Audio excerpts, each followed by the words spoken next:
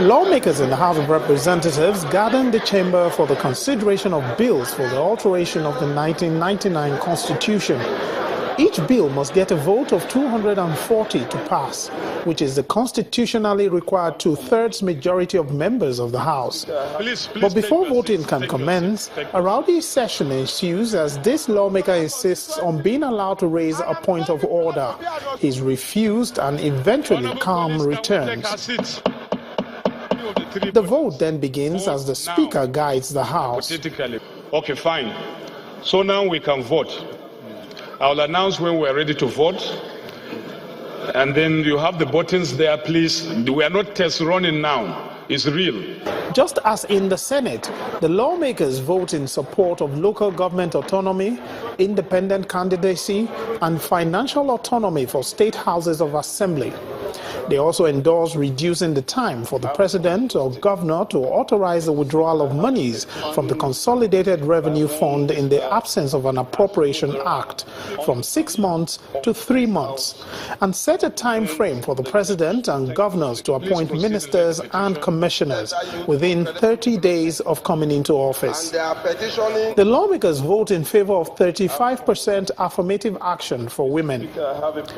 However, the bills on devolution of powers to states, the deletion of the Land Use Act from the Constitution, and scrapping of the State Independent Electoral Commission (SIEC) are all thrown out by the lawmakers. The result, honorable colleagues, like this. The vote on the bill of citizenship and indigenship, which seeks to guarantee a married woman's right to choosing either her indigenship by birth or by marriage for the purposes of appointment or election, leads to a rowdy session on the floor.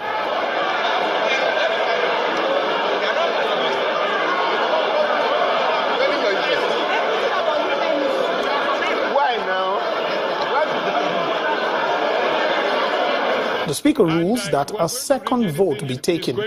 The result is the same. The bill on reducing the qualification age for some key elective positions leads to another rowdy session on the floor. Members of the leadership appeal to the lawmakers.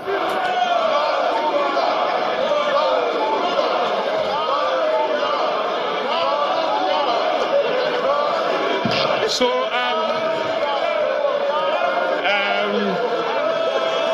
I'm sure that the young people out there will be very ecstatic. When the votes come in, the bill scales through. Registered ayes having secured more than 240.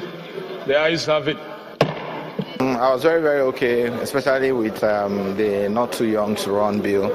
It opens up the political space to the very young ones who are very energetic, very versatile, and I'm one of the victims, and particularly part of the bills which are introduced to amend a certain section schedule in the Constitution, particularly as it relates to my local government. Very serious disappointment. But in any event, not all is lost, because we also have a process by which we can ask for a rescission of that decision. As soon as we come back from recess, I'm going to present a motion for rescission. With the process coming to an end in the House of Representatives, both chambers will now have to come together and come up with a unified copy of these bills to amend sections of the 1999 Constitution. It's this harmonized copy of bills that will be sent to the state houses of assembly to get their own input in this process of amending the 1999 Constitution. Lanre Lasese, Channels Television News.